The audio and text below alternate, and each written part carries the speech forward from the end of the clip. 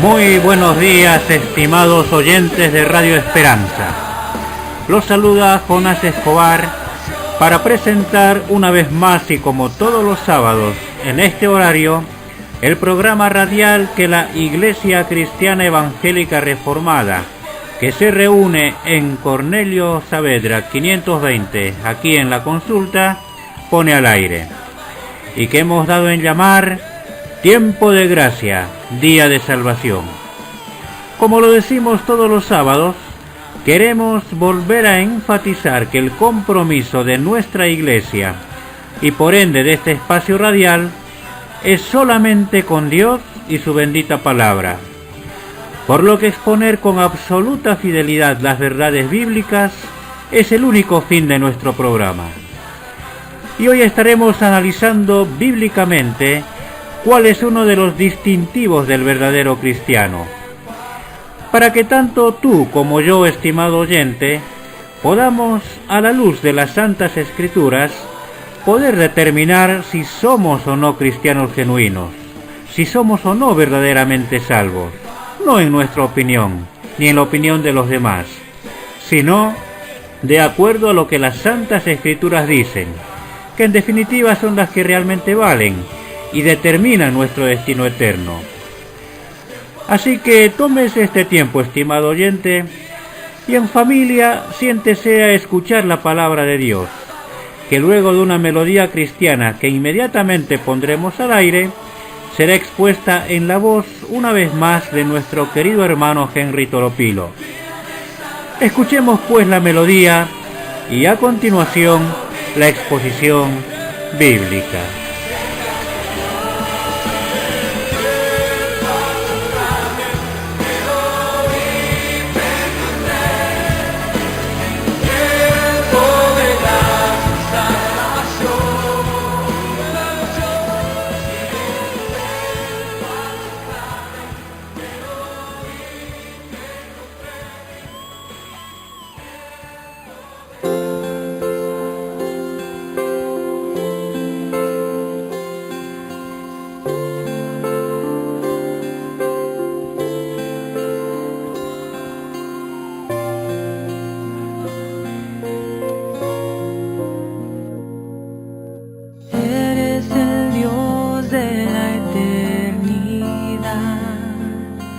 Fuente de vida a la humanidad, hemos visto tu gloria revelarse.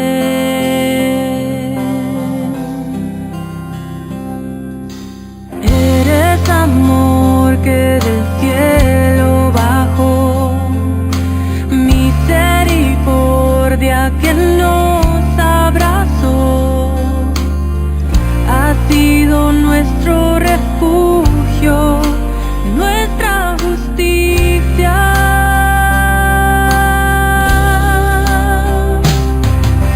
Dios de toda gracia, resplandor de libertad, redentor del alma, luz de amor y de verdad. Tuya sea la gloria, tuya sea la gloria.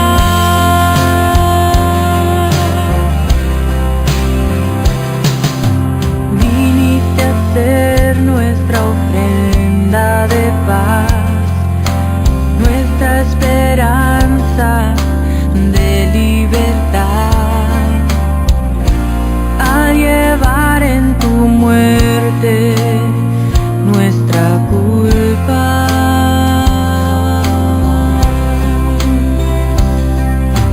En tu castigo hallamos perdón, en tu sacrificio el cielo se abrió.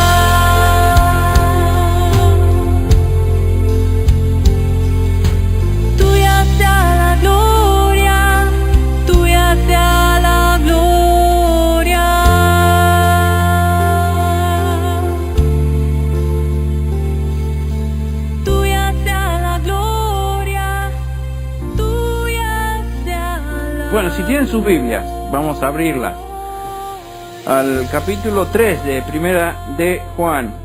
Capítulo 3 de Primera de Juan, nos encontramos en la sección que hemos titulado La incompatibilidad del cristiano con el pecado.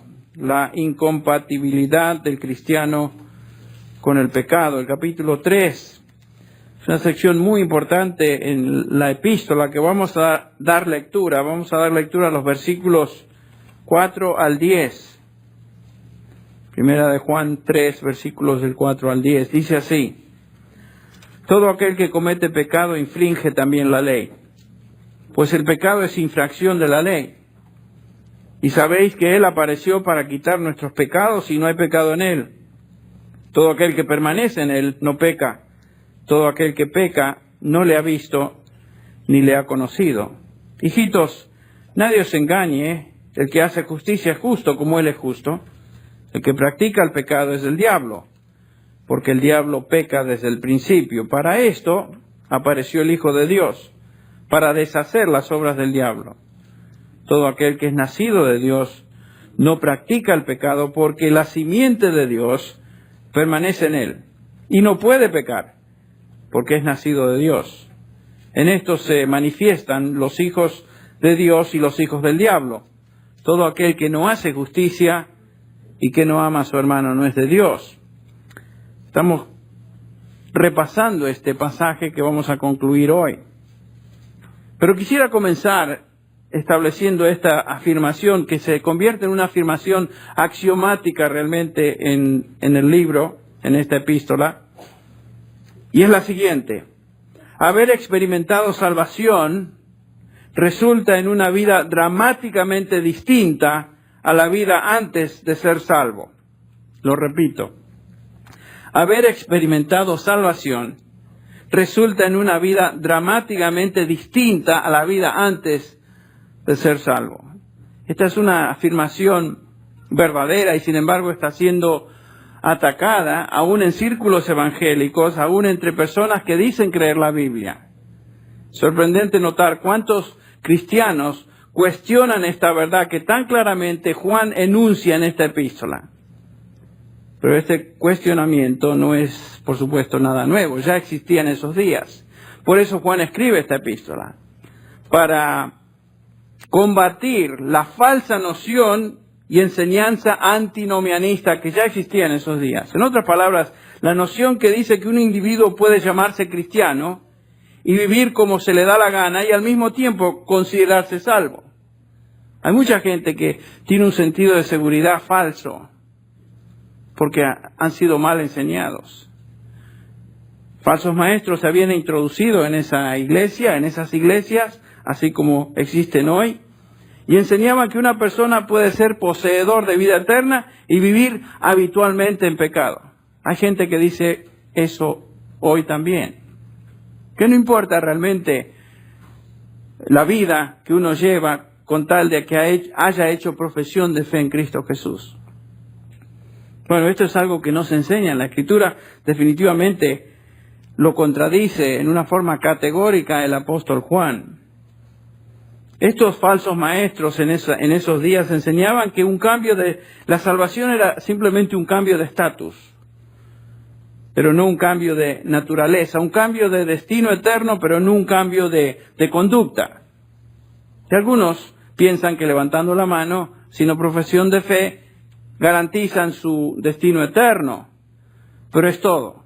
De ahí en adelante hasta que mueran, no importa cómo vivan. Algunos tienen esa noción también hoy. Como dije, Juan categóricamente la contradice. En el Nuevo Testamento, la conversión, la regeneración, la salvación bíblica es un cambio no superficial, sino un cambio dramático, radical de la naturaleza del ser humano. Es un cambio en actitudes, un cambio en motivaciones, un cambio en deseos, en disposición, en metas y por supuesto en conducta. La salvación en la Biblia no es simplemente un cambio de profesión, sino un cambio, tal vez le llamaríamos cosmético, sino un cambio radical en el individuo. Por esta razón es que encontramos afirmaciones en las epístolas como la que leemos en 2 Corintios 5:17, de modo que si alguno está en Cristo, viva como quiera. ¿Qué dice ahí? Nueva criatura es. Las cosas viejas que pasaron, he aquí, no algunas, todas son hechas nuevas. ¿Qué está diciendo Pablo? Ha habido un cambio, y ese cambio es total.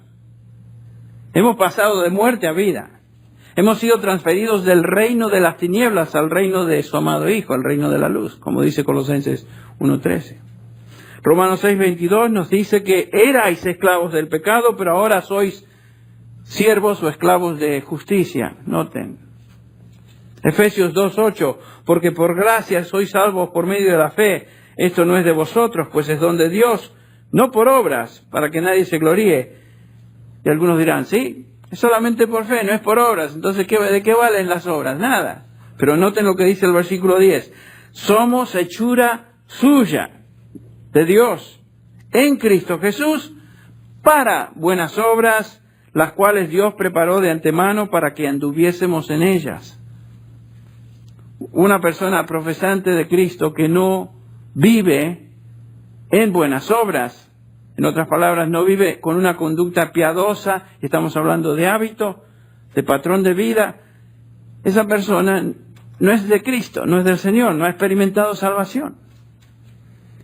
La Escritura es clara en esto. La salvación no es, como dije, un simple cambio de estatus, sino una transformación completa de la naturaleza.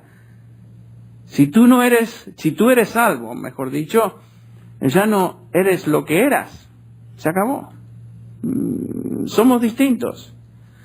Yo recuerdo el día de mi conversión, no podía explicarlo, pero sabía que algo había sucedido, ya no era lo que era antes de esa experiencia salvífica, y a partir de ese día las cosas cambiaron.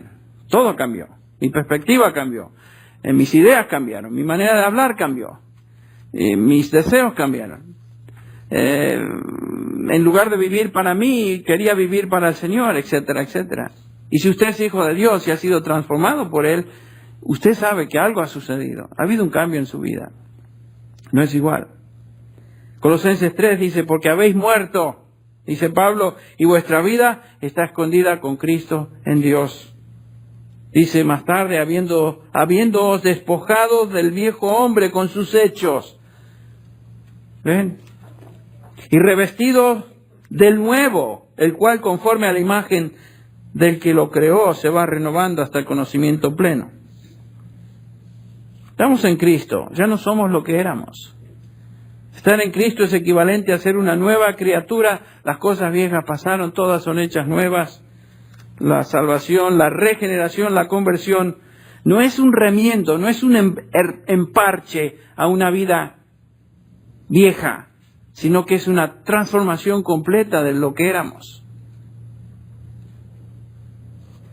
Has cambiado, si eres del Señor Jesús y has sido salvo, has cambiado radicalmente en tu manera de pensar, ¿no es cierto? Tu manera de reaccionar, tu manera de ver las cosas.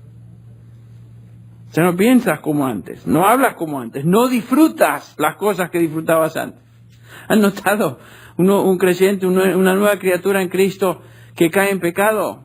Antes te desvivías, te fascinaba, pero hoy caes en pecado y eso te da asco. Ya no puedes disfrutar lo que antes disfrutabas. ¿Por qué? Porque ha habido un cambio radical en tu naturaleza, en tu espíritu. Pablo dice otra vez, pero gracias a Dios que aunque erais esclavos del pecado, habéis obedecido de corazón a aquella forma de doctrina a la cual fuisteis entregados. Ven, es un cambio de corazón, no es un cambio simplemente de intelecto, de ideas, de nociones. Y libertados del pecado, vinisteis a ser siervos de la justicia. Claro, gracias a Dios somos siervos ahora de justicia. Antes éramos siervos del pecado. Por eso es una contradicción llamarse cristiano y seguir viviendo como antes. No hay tal cosa. Un evangelio sin arrepentimiento del pecado. sin santidad de conducta, sin sumisión al señorío de Cristo en la vida, sin transformación requerida, es un evangelio falso. No existe en el Nuevo Testamento. Es una mentira de Satanás para dar un sentido de seguridad falso, de que está bien las cosas. Sin embargo, lleva esa noción falsa de seguridad, viviendo como uno quiere, en camino al infierno. Y hay iglesias donde no se predica el evangelio, donde no se les llama a la gente al arrepentimiento, donde no se les enseña lo que Cristo dijo: el que quiera venir en pos de mí, tome su cruz, lo cual implica muerte a sí mismo, venga y sígame. Eso es seguir al Señor. Bueno, multitudes de profesantes cristianos viven en desobediencia y pecado, pero se creen que van al cielo, porque en un pasado tal vez levantaron su mano en una conferencia, en una campaña de evangelismo, o firmaron alguna tarjetita, o hicieron profesión de fe, o lo que sea. Juan escribe esta epístola para que no exista ninguna duda en cuanto a quién es genuinamente cristiano y quién no es. Un cristiano es una persona transformada por Dios y obediente a su palabra. Ha sido transformado, ese es un cristiano. El problema es que siempre existen falsos representantes de Cristo que, por supuesto, niegan esta realidad y tratan de diseminar falsa doctrina en cuanto a la salvación, en este caso. En el capítulo 2 de esta epístola, el versículo 26, ya Juan les dice a los creyentes lo siguiente: os he escrito estas cosas respecto a los que están tratando de engañaros. ¿Ven? Había gente que se había metido ahí tratando de engañarlos. Ahí está el problema. Siempre existen aquellos que tratan de engañar, tratan de enseñar falsas cosas, doctrinas, mentiras diabólicas, doctrinas de demonios, como dice primera de Timoteo 4. Y como hemos estado observando, y ahora entramos al repaso, Juan escribe su epístola para ayudar a estos creyentes verdaderos a determinar quién realmente es una persona convertida. Acuérdense que algunos de ellos tal vez se sentían un poco tristes, dudando por lo que habían observado. Dice el capítulo 2, versículo 19, hablando de algunos que salieron. ¿Se acuerdan? Salieron de nosotros, pero no eran de nosotros. Porque si hubieran sido de nosotros, habrían permanecido con nosotros. Pero salieron para que se manifestase que no todos son de nosotros. Es obvio que a veces gente aparenta ser creyente, está en la iglesia por un tiempo, es parte de la comunidad cristiana y desaparece. Y estaban ellos con ciertas preguntas. Y Juan dice que podemos determinar quién es cristiano a través de pruebas doctrinales y pruebas de conducta. Estamos repasando. Tu verdadero cristianismo se demuestra en lo que crees y cómo te conduces. Es lo que nos dice Juan. La prueba doctrinal específicamente se enfoca en lo que una persona cree acerca de Cristo y lo que una persona cree acerca del pecado. Si tu entendimiento de quién es Cristo y lo que Él hizo en la cruz de Calvario es equivocado, tú no puedes ser cristiano. Y la otra cosa que nos enseña Juan es que si tu actitud hacia el pecado no es la correcta, no puedes ser salvo. En otras palabras, Juan nos enseña que si nuestra cristología, nuestra doctrina de Cristo, y nuestra antropología, nuestra doctrina del hombre, saber que el hombre es caído, es una persona caída, totalmente depravada, si estas doctrinas no son correctamente entendidas, no podemos ser cristianos. Es lo que dice Juan. Pero ahora tenemos también que observar la prueba de conducta. Y básicamente Juan nos enseña que una persona no puede ser cristiana si ella no vive una vida piadosa, una vida obediente a los mandamientos de Dios, a su palabra, y una vida de amor. Estamos en esta sección de la prueba de conducta, en el capítulo 3 que estamos considerando, y Juan está subrayando este hecho incontrovertible, que un cristiano no vive ni puede vivir una vida que se caracterice por pecado. No puede. Es incongruente. En el capítulo 3, Juan dice, el versículo 6, todo el que permanece en él no peca. Todo el que peca ni le ha visto ni le ha conocido. ¿Qué quiere decir Juan? ¿Que un cristiano nunca peca? No, porque el versículo 9 de este capítulo 3 dice, ninguno que es nacido de Dios practica el pecado. Está hablando de una práctica de pecado. Un pecado habitual. Y dice, porque la simiente de Dios permanece en él. Entonces Juan está hablando de la idea de un pecado continuo. Ninguno que es nacido de Dios o que permanece en él no puede vivir continuamente en el pecado, no puede. Y en el versículo 10, en esto se reconocen los hijos de Dios y los hijos del diablo. Todo aquel que no practica la justicia no es de Dios. Entonces el principio que está estableciendo Juan es claro. El verdadero cristiano no se caracteriza por un patrón de injusticia o impiedad. Estamos claros en eso. ¿Pecan los cristianos? Sí que pecan. ¿Tenemos que pecar? No. En el capítulo 1, del 8 al 10, Pablo nos dice que si andamos, el versículo 6, si decimos que tenemos comunión con Él y andamos en tinieblas, mentimos. El versículo 8, si decimos que no tenemos pecado, nos engañamos.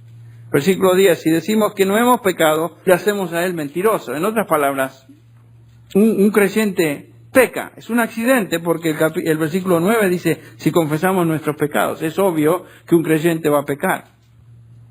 ¿Tiene que pecar? Otra vez la pregunta. No, porque en el capítulo 2, versículo 1, dice Juan, hijitos míos, estas cosas os escribo para que ¿qué? Para que no pequéis. No tenemos que pecar. Sí pecamos por la debilidad de nuestra carne, como dice el capítulo 6 de Romanos, pero no tenemos que hacerlo. Pero la realidad es que un cristiano genuino no peca como hábito, continuamente, no puede hacerlo. La pregunta es ¿por qué? Y acá entonces Juan responde por medio de 3 claros argumentos basados en la Trinidad. Y continuamos repasando. En primer lugar, un cristiano, dice Juan, no puede pecar habitualmente porque una vida de pecado es incompatible con la ley de Dios. Es incompatible con la ley de Dios. El versículo 4 dice, noten, todo el que practica el pecado, practica ¿la qué? La infracción de la ley, porque el pecado es infracción de la ley. Noten, en su esencia, el pecado es la transgresión de la ley moral de Dios. Todo pecado es transgresión contra la ley moral de Dios. No tenemos que cometer los actos más perversos de lo que somos capaces de hacer para llamarnos pecadores. Cualquier transgresión de la ley moral de Dios es pecado. Cualquiera. Hasta la más mínima. Entonces es inconcebible que un cristiano viva en rebelión contra la ley de Dios. Es lo que está diciendo Juan. No somos, como dice Santiago, solamente oidores de la palabra, sino también ¿qué? Hacedores. Esa es la distinción de un creyente. Somos hacedores de la palabra. El Señor en Mateo 7 nos dice que los que entran en el reino, en otras palabras, aquellos que le pertenecen, son aquellos que hacen la voluntad de mi Padre que está en los cielos. Un creyente, un hijo de Dios, un discípulo de Cristo, es una persona obediente.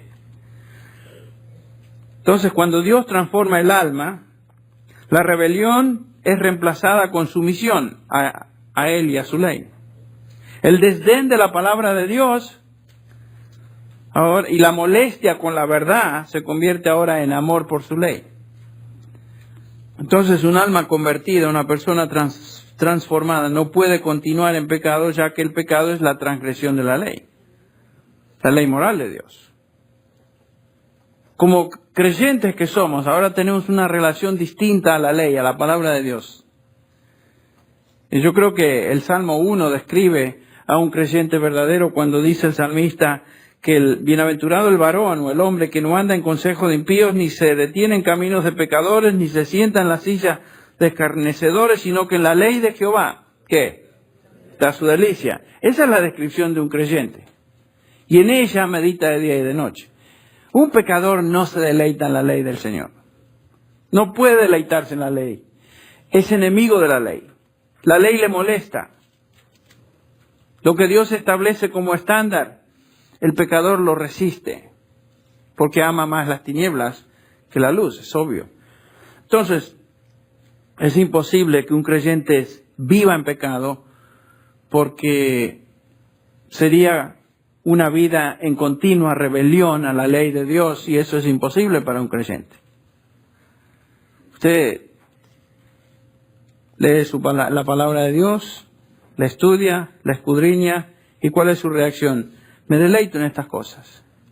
Me llena el corazón, me alimento de ello. No tengo desdén a la palabra de Dios. Si usted tiene esa actitud a la palabra de Dios, me vale la palabra de Dios. Si usted tiene esa actitud, ¿sabe qué? Usted no es del Señor. No puede ser, porque no le importa. Otra cosa, en segundo lugar, Juan dice, un cristiano no puede caracterizarse por el pecado, porque el pecado, noten, es incompatible ahora con la obra de Cristo. Es incompatible con la ley de Dios, y ahora es incompatible con la obra de Cristo. El versículo 5 dice, Él, hablando de Cristo, se manifestó ¿para qué? Para quitar los pecados. Por supuesto, la culpa de los pecados, y también quitarlos en cuanto a el dominio que ellos tenían sobre nosotros. El versículo 6 dice, todo el que permanece en él no peca. Es un presente continuo, no continúa pecando. Cuando fuimos salvados, fuimos unidos, escuche bien, misteriosa y espiritualmente con Cristo Jesús en su obra en la cruz. Cuando Él murió en la cruz, nosotros morimos con Él. Cuando Él resucitó a los muertos, nosotros resucitamos con Él. Esa es la enseñanza de Romanos 6.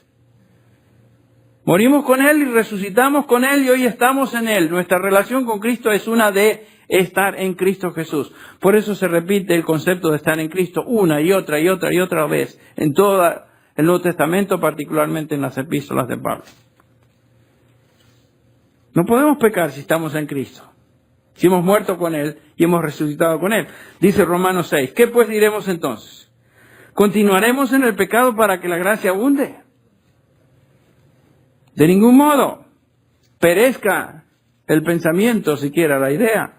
Nosotros que hemos muerto al pecado, ¿cómo viviremos aún en él? Dice Pablo.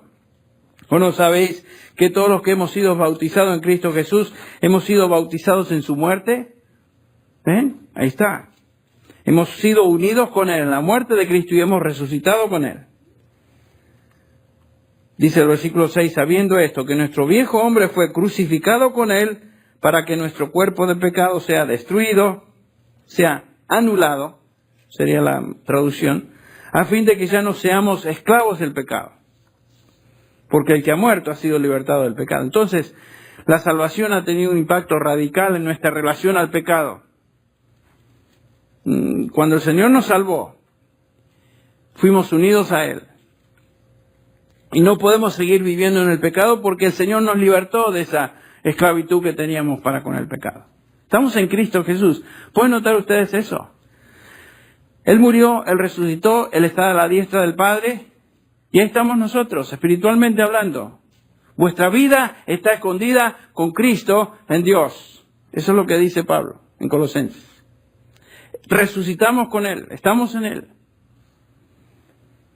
Lo que nos espera es ahora la redención de nuestro cuerpo y ser glorificados con Él, pero ya estamos con Él. Nuestra posición en Cristo es ya segura, estamos ahí, estamos en Él. Pues eso es ridículo vivir en pecado cuando estamos en Cristo. Notan la incongruencia, lo pueden observar. Un cristiano no puede pecar continuamente porque pertenece al Señor, ha sido libertado de esa relación de esclavitud. Noten eso. Entonces el versículo 8 del capítulo 3 nos dice, el que practica el pecado es del diablo, no es de Cristo. Porque el diablo ha pecado desde el principio, el Hijo de Dios se manifestó con este propósito, entonces para destruir las obras del diablo, aún en nuestra vida. Y otra vez les repito, no está hablando Juan de perfección, porque Juan ya nos ha enseñado que un cristiano puede pecar. Lo que un cristiano no puede hacer es vivir continuamente en el pecado.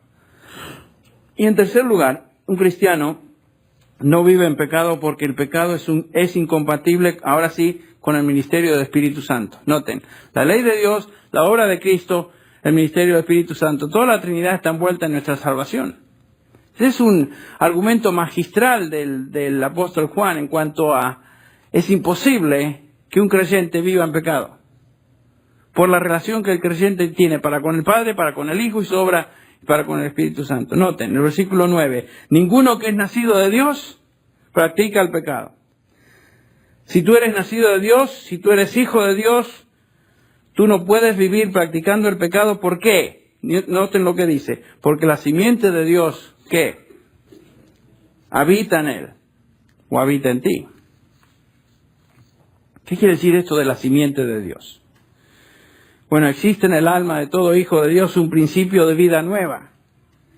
Así como una vida comienza con una simiente implantada en la matriz y una nueva criatura se desarrolla, espiritualmente hablando, es lo que nos está enseñando acá.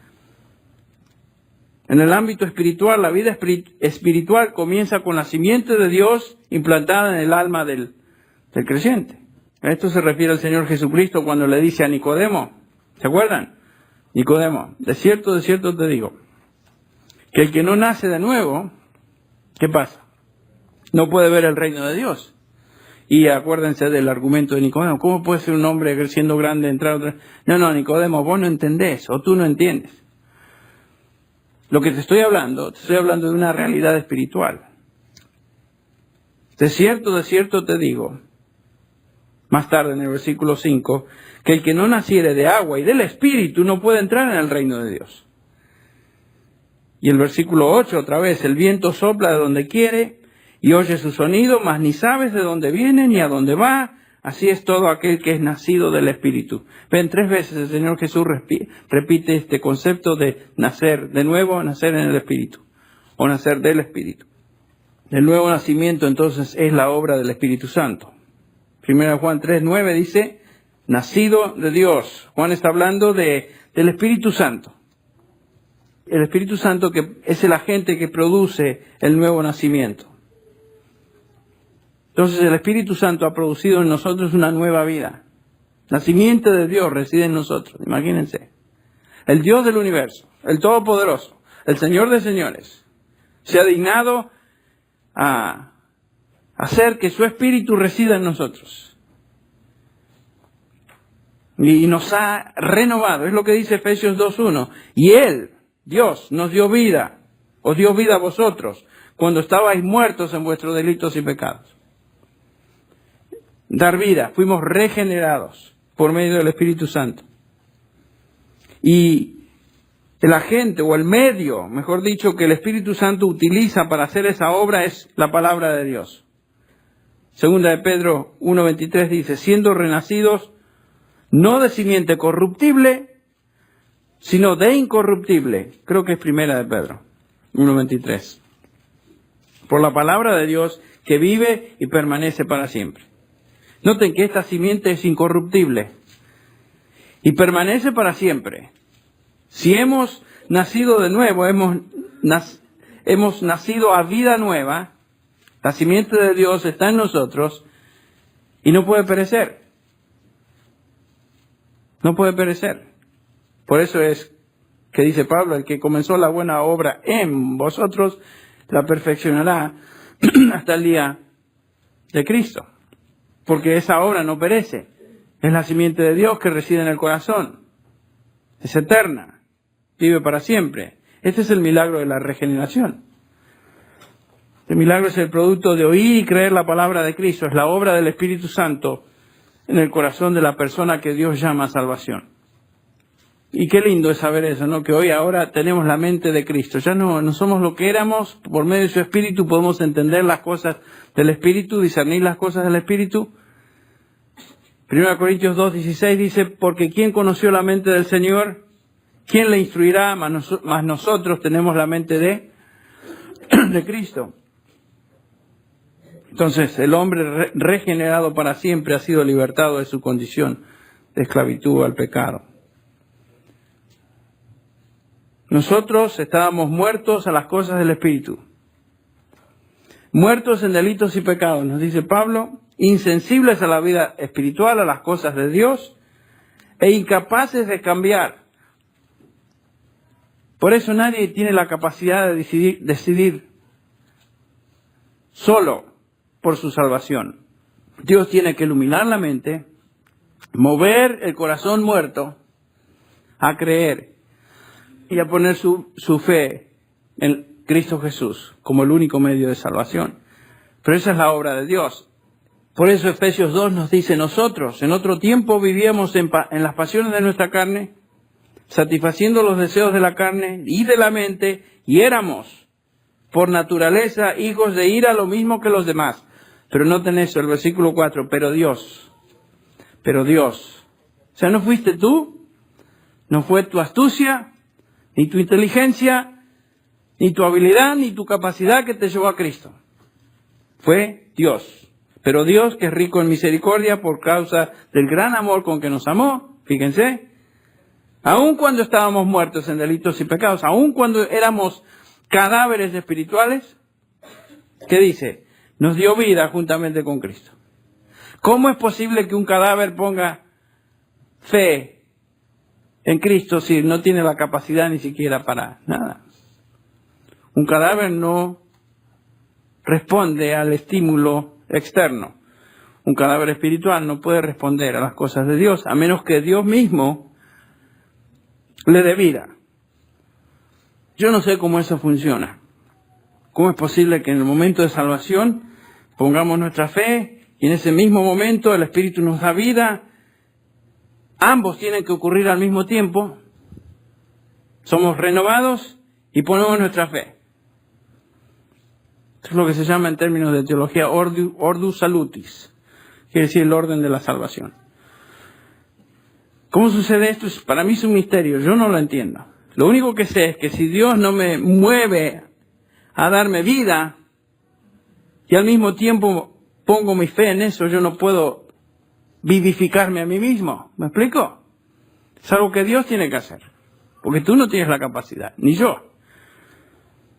Pero Dios nos revivió. Dios nos dio vida juntamente con Cristo. Por su Espíritu. Por el medio de esa simiente que vino a residir en nuestro corazón. Esta vida no proviene de nosotros, sino que es una fuente, o su fuente está fuera de nosotros, es Dios, sobrenatural. En Santiago 1:18 dice el apóstol, Él, Dios, de su voluntad nos hizo nacer por la palabra de verdad. Fue de voluntad de Dios y lo hizo por medio de la palabra de verdad. En Tito 3:5 dice Pablo, nos salvó no por obras de justicia que nosotros hubiéramos hecho, sino por su misericordia, por el lavamiento de la regeneración y por la renovación en el Espíritu Santo. Fuimos salvados, lo cual es igual a decir que fuimos regenerados, y esta regeneración, dice Pablo, es la obra del Espíritu Santo. Entonces, cuando pensamos en nuestra salvación, tenemos que pensar en la obra del Dios Trino. El Padre nos confronta con el peso de la ley, nos hace ver nuestra condición de pecado ante esa ley, nos transforma dándonos una actitud completamente nueva para con su ley. La obra de Cristo nos transforma quitando nuestros pecados, haciéndonos morir al pecado, uniéndonos a Él en su muerte y su resurrección, liberándonos de nuestra esclavitud al pecado, y el Espíritu Santo completa la obra regenerándonos, haciéndonos nuevas criaturas por dentro, y usa como medio la palabra de Dios. Qué tremendo argumento de la incompatibilidad del cristiano con el pecado. Y Juan concluye esta sección en el versículo 10 con esta afirmación: en esto se manifiestan los hijos de Dios y los hijos del diablo. Eso es claro, ¿no? En otras palabras, los hijos de Dios y los hijos del diablo, dice Juan, son obvios. No son tan difíciles de distinguir. Su patrón de vida les hace manifiestos. El versículo 9, todo aquel que es nacido de Dios no practica el pecado. Ahí está. Versículo 8, el que practica el pecado es del diablo. ¿Tú ves a alguien que practica el pecado y se dice hijo de Dios o creyente? Se está engañando a sí mismo. Es un mentiroso. Esta, por supuesto, no es una perfección del Hijo de Dios. El Hijo de Dios no vive en pecado, pero Juan, como dijimos, no está hablando de alcanzar un nivel de perfección. No, porque cuando pecamos, confesamos nuestros pecados y la sangre de Jesucristo nos continúa limpiando, pero tenemos una nueva dirección en nuestra vida. Un verdadero cristiano se distingue por una nueva dirección que evita el pecado. Cuando es contaminado por el pecado, confiesa su pecado y regresa al camino de santidad y obediencia a Dios y su palabra, ya que esta es una nueva naturaleza. Mis ovejas oyen mi voz y me siguen. No dijo mis cabritos, no dijo mis chanchitos, mis puerquitos, dijo mis ovejas. Y como lo hemos dicho tantas veces, una oveja demuestra que es oveja por su naturaleza. No disfruta el chiquero. Solamente un puerco, y lo decía este domingo a los hermanos y a las personas que me escuchaban. Si usted vive en pecado, usted es un puerco. No es oveja del Señor.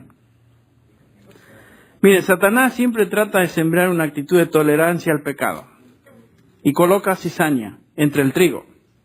Y hoy vivimos un ambiente, que lo hemos dicho tantas veces, donde la gente, las iglesias están acostumbradas a tolerar cualquier cosa. Solamente porque se denomina cristiano, se llame cristiano o profese ser cristiano, ya es suficiente. No es suficiente. No es suficiente. Y no podemos tolerar esa superficialidad. Una persona que predica un evangelio liviano que no requiere un cambio radical es un evangelio o un mensaje, mejor dicho, inspirado por Satanás, no es inspirado por Dios. Entonces debemos examinar nuestro corazón y ver si realmente somos de Él o no. Observar de aquellos que nos rodean. Observar su conducta y ver si realmente son o no del Señor. Si somos del Señor, ¿cuál es nuestra reacción? ¿Saben qué voy a hacer? ¿Voy a vivir como se me da la gana? No, yo me voy a ocupar en mi salvación con temor y temblor. Voy a cultivar mi relación con el Señor. Y si vemos alrededor, en nuestra familia, entre nuestros amigos, entre nuestras relaciones en el trabajo, a personas que no demuestran por sus obras conocer al Señor, es nuestra responsabilidad confrontarlos con la verdad. Hacerles ver que esto es lo que es un cristiano. Y es un deber amoroso. A veces la gente piensa que no somos amorosos si le decimos a una persona que es un pecador. Al contrario. ¿Cómo va a saber cuál es la solución a su condición si no le decimos primero cuál es la enfermedad? Antes de tomar el remedio hay que saber que uno está enfermo. Y es lo que hacemos. Hacerle saber que no todo el que dice Señor, Señor es realmente del Señor, sino aquel que hace la voluntad de Él. La simple profesión de ser cristiano entonces no indica que uno es cristiano. ¿Cuál es tu condición hoy? ¿Eres hijo de Dios? ¿Cuál es tu patrón de vida? ¿Qué te caracteriza? Son preguntas que debemos hacernos y a la luz de la palabra, a la luz de esta verdad, contestarla. Y vamos a culminar con esto en oración entonces. Padre Celestial, te agradecemos por la claridad de tu palabra.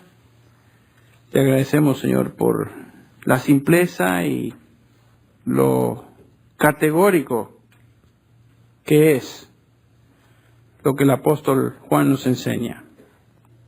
No podemos vivir en pecado y pretender ser hijos de Dios. Señor, te pido que a través de esta exposición, a través de tu palabra expuesta, que esta enseñanza tenga cabida en nuestros corazones, y si hay una persona que aún no te conoce, Señor, que hoy sea el día que ese individuo reconoce su condición de pecador, se arrepiente de sus pecados y viene a ti para salvación. Y aquellos que somos tus hijos, oh Padre, te agradecemos por esta realidad. Te agradecemos porque no somos lo que éramos. Hemos sido realmente transformados. Y al escuchar estas verdades nos gozamos porque podemos decir, es cierto, es cierto. Padre, te alabamos en esta noche y te bendecimos por esta verdad. En el nombre de Jesús. Amén. Las cadenas de la muerte me quitó. Para mí ya no hay condenación, hay libertad. Libertad. Siendo esclavo del pecado me libró. En la cruz compró mi redención y libertad. Libertad. Rompió mis cadenas, me dio vida nueva y al fondo del mar echó mi maldad. Lavó mis pecados y me ha perdonado. Solo en el nombre de Jesús hay libertad.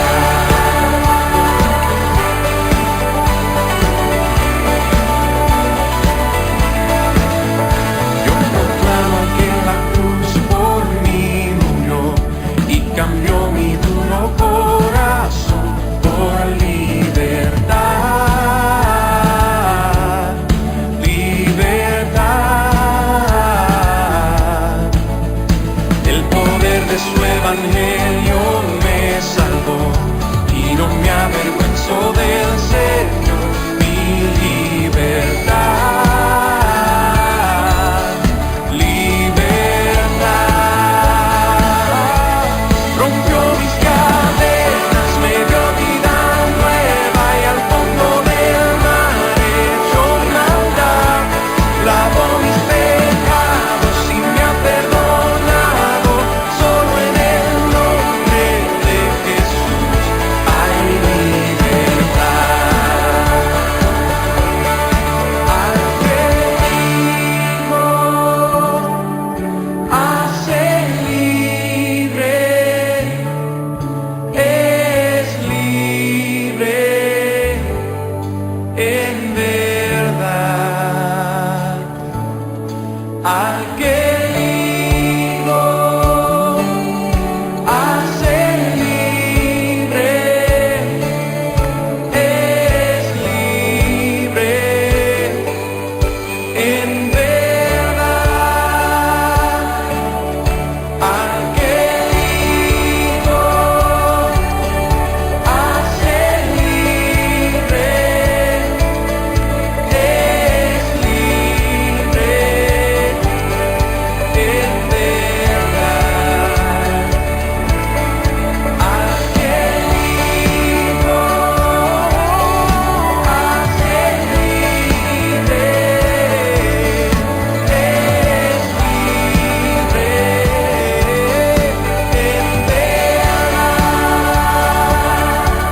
Rompió mis cadenas, me dio vida nueva y al fondo del mar echó mi maldad. Lavó mis pecados y me ha perdonado. Solo en el nombre de Jesús.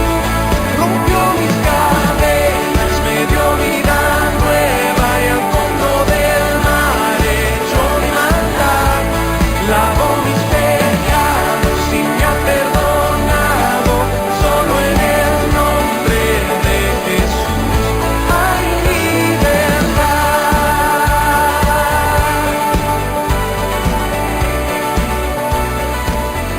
Hay libertad.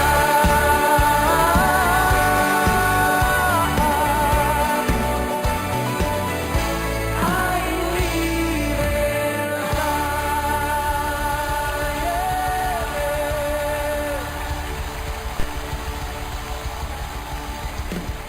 Luego de haber escuchado la palabra de Dios, estimado oyente, cabe la pregunta: ¿cuál es la relación con tu pecado? ¿Disfrutas de tu pecado? Si cada vez que pecas no te molesta, por el contrario, te complaces en él, te sientes cómodo en tus mentiras, tus maledicencias, tus pensamientos de lascivia, adulterio o fornicación, no te molesta mentir en tu propio beneficio o engañar, o disfrutas de la compañía de quienes se gozan en el pecado, se enorgullecen en sus maldades, comparten sus pecados morales como si fueran hazañas, e incluso te ríes hasta de sus chistes verdes, etc., es que en realidad no has sido regenerado. Escucha bien, no importa si alguna vez hiciste una oración, o pasaste al frente en una iglesia, o manifestaste con tus labios frente al pastor que decidiste aceptar a Cristo, esas no son evidencias de salvación. La evidencia válida, como hemos escuchado, según la Biblia, se demuestra en cómo es la relación con tu pecado. Si aún amas tu pecado y tu estilo de vida es practicar el pecado, eso significa que no eres salvo. Dice la palabra de Dios en 1 Juan 2:4, el que dice yo le conozco y no guarda sus mandamientos, el tal es mentiroso y la verdad no está en él. Terminante. Por el contrario, si cada vez que pecas sientes en lo profundo de tu ser que ofendes a Dios y te duele hasta el alma y quieres correr arrepentido a suplicar su perdón, y lejos de gozarte con los que pecan sientes que ese chiquero de maldad no es tu lugar, entonces sí, es una clara evidencia de que has nacido de nuevo. Has sido regenerado por Dios. Piénsalo, amigo, piénsalo.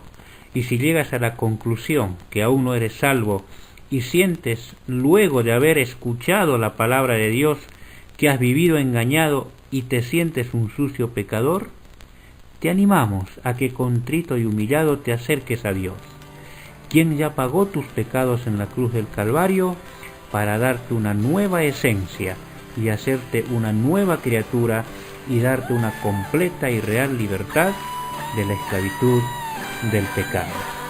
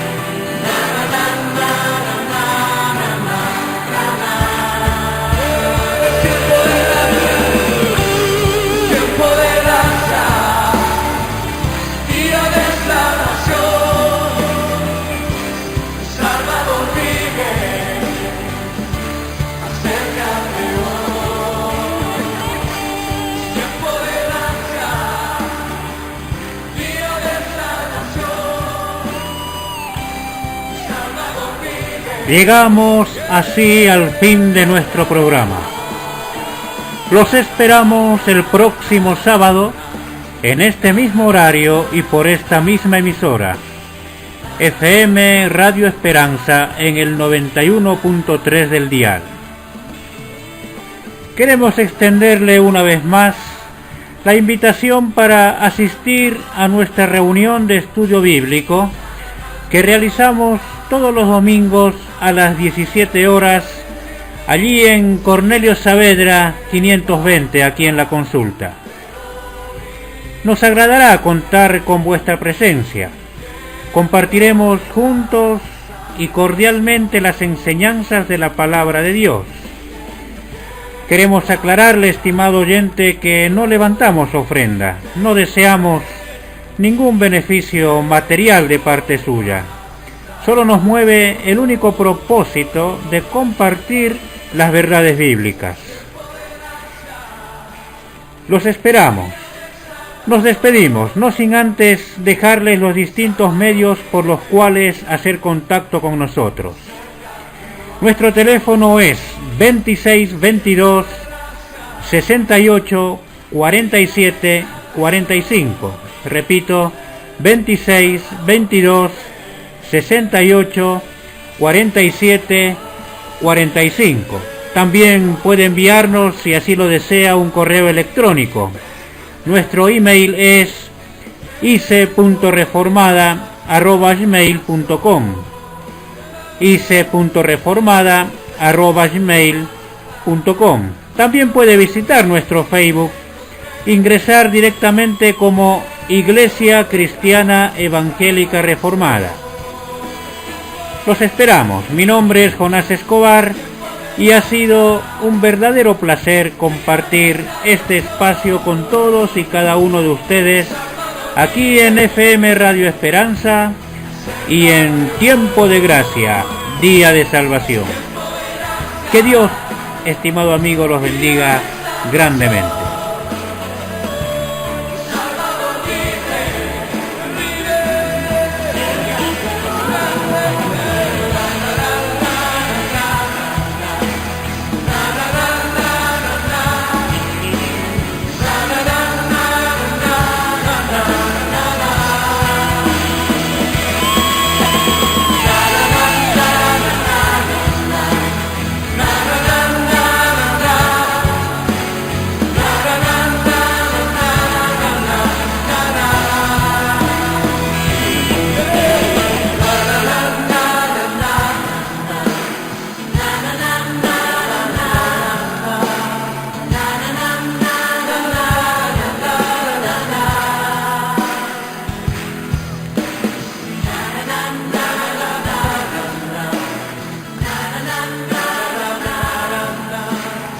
na na